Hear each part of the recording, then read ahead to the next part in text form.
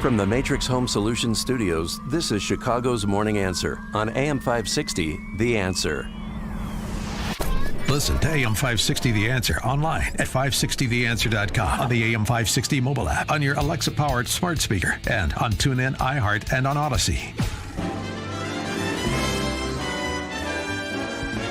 Only the biggest stories, only the biggest guests, and only the biggest opinions. This is AM 560, The Answer.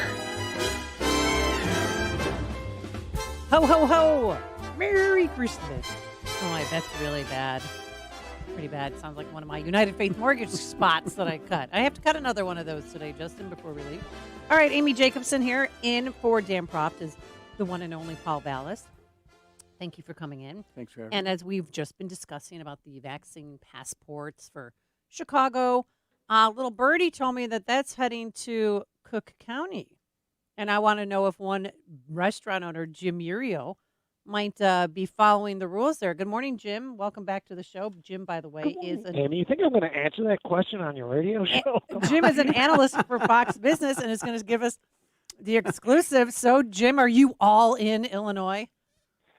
I don't know. Like, this is the weirdest time I've ever seen. Like, every news article I read yesterday, including like some prominent doctors, Dr. David Ho from Columbia University, Bruce Farber from Northwell Health, these guys are coming out and saying, and even news outlets that have been dealing in peak panic over the last year and a half are running these articles saying that the Omicron is basically most probably the end of the pandemic. I'm doing quotations and moving this to endemic. The news out of South Africa is that 80% less hospitalizations, and the peak to trough is about half of what happened with the Delta variant. So for them, this is going to be, I'm going to make a point at some point in time, for them to be all of a sudden tightening the screws to small business on COVID mitigation is unbelievable to me. It's this weird dystopian universe we're living in. Like, the better the news comes out, the less dangerous things seem to be,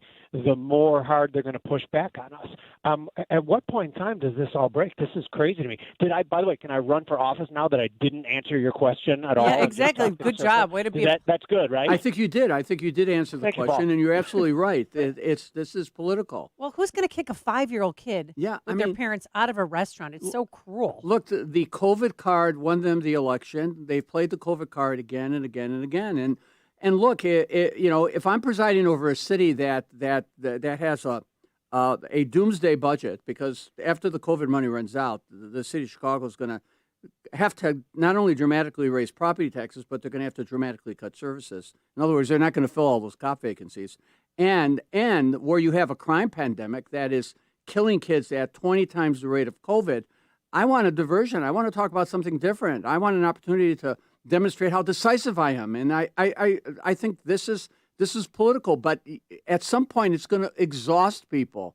You can only cry wolf so many times. And I think it's going to backfire on them. I think it's going to backfire in the election. Already, we've had elections and we've seen what's happening. Oh yes, of course. People pushing back against this nonsense. By the way, you left out one thing about when the money runs out that I think is a very important element, and that's that the city of Chicago, county of Cook, the state of Illinois goes humbly hand in hand to the federal government asking for bailout money, and they get that. And by the way, the one thing I tip my cap to them is that they knew from the beginning that if they turned the economy into shambles in Illinois, they were going to get a ton of bailout money, which, by the way, completely coincidentally, was the only way to save pensions and debt loads in the state. Okay. Well, look, they haven't saved pensions at all. Pensions are an absolute disaster.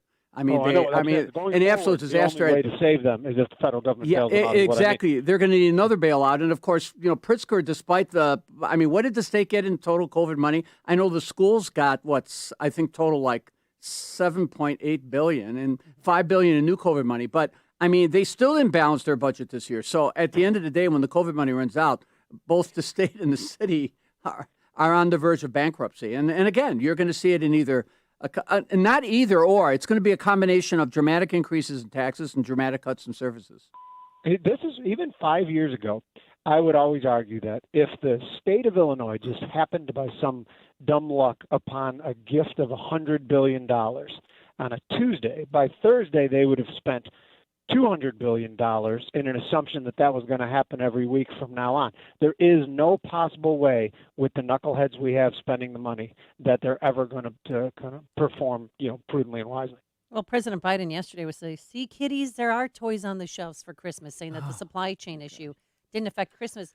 But yet, 2 months ago, Jim, they were scaring the crap out of our kids, and parents saying, you better get these items now because they're not going to be here for Christmas. More fear-mongering and unnecessary hardships that we inflicted on our children. Well, that is true, and the supply chain issue is an interesting thing in the inflation debate.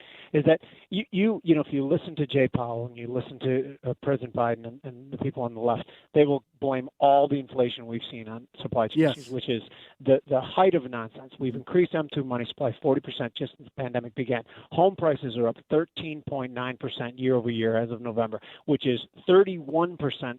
Existing home prices are up since the beginning of the pandemic.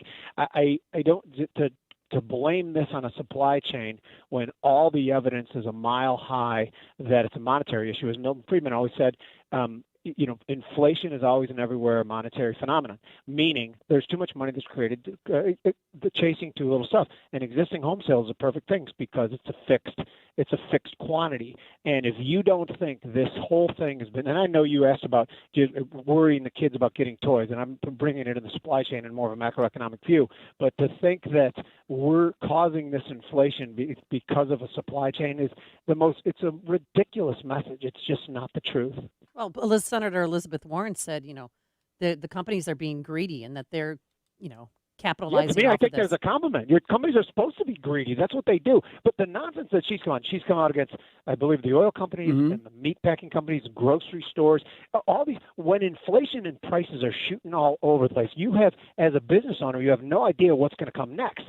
So you have to try to maximize profits at that particular moment. That's just normal business. And I don't want to sound like Gordon Gekko with the old greed is good, but of course it is. That's what got us from living in caves is the greed to do better. And again, the socialism that they want, the socialism that exists, the only way to do better is by pillaging and stealing from others. The capitalism that we push is the only way to get better is by solving other people's problems.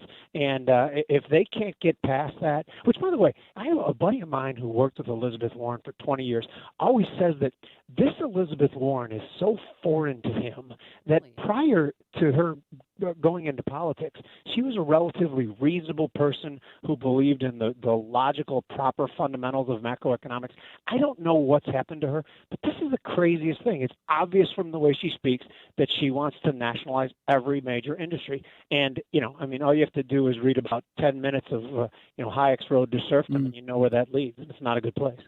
I think, your point about or the criticism of businesses hoarding money or basically being greedy. What businesses are trying to do is they need stability and they've got to think beyond that single year. So they're looking for some sort of financial solvency, so to speak. So they are going to be cautious. They are going to be hesitant. They are going to try to restore their financial reserves and things like that. So because Paul, they don't know where the next punch is coming That's right. So they have to prepare themselves. And keep in mind something we haven't mentioned yet, was just so beautiful in this whole thing. The state of Illinois, after most small businesses were closed down, at least for some periods of time, twice now. And next week, this will be the second time that minimum wage is being raised, right into the face of not being able to find and afford labor to begin with. So for anyone to make Carol Roth, who's one of our own Illinois people, I don't know if you've ever had her on the show, but she's one of them. Many times.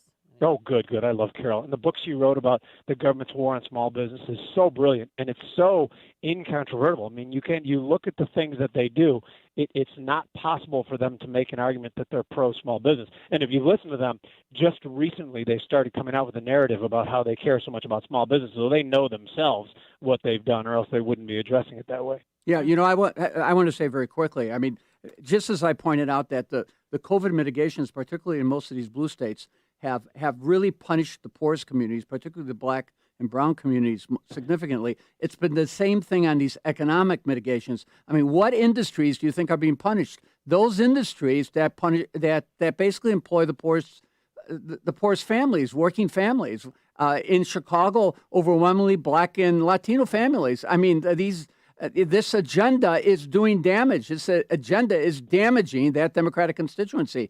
But they've been doing it for 50 years, so why should they stop? Why should they stop them? But not just the businesses that employ those people, the business, the places that house those people. Yes, as well. of course. Let's talk about apartment rents that were not allowed to be collected essentially for a year. What happens then? And that, a landlord is the same as a small business owner. They have to collect rents when they can, and they have to up the rent now. So anytime that the government comes in to try to control housing costs, the absolute next derivative of that policy is always that housing costs go higher, whether it be rent control, whether it be eviction moratorium, or whatever they want to call it. What they're doing is overtly forcing prices higher, and they've been doing it forever. Yeah, I didn't even think of that. You are absolutely so right on that. I know a number of people who have been they've been squeezed by obviously their